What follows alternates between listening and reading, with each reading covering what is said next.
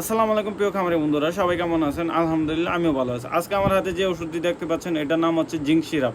তো আপনারা চাইলে আপনাদের খামারে এই সিরাপটা ব্যবহার করতে পারেন। যদিও এটা বাচ্চাদের ওষুধ, চাইলে আপনারা আপনাদের খামারে এই ওষুধটা ব্যবহার করতে পারেন। এই ওষুধটার উপকারী হচ্ছে যখন আপনাদের খামারে কোনো হাঁস এবং মুরগি পাতলা পায়খানা করে, বা বাথরুমে কোনো ডিস্টার্ব আছে, বা রুচিমন্দা, এই ধরনের হাঁস মুরগিকে আপনি এই জিঙ্ক সিরাপটা খাওয়াতে পারেন। এই জিঙ্ক সিরাপটা খুবই একটি উপকারী ওষুধ।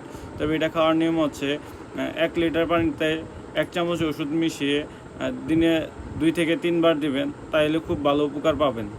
আপনারা আপনার খামারে এই ওষুধটা ব্যবহার করতে পারেন।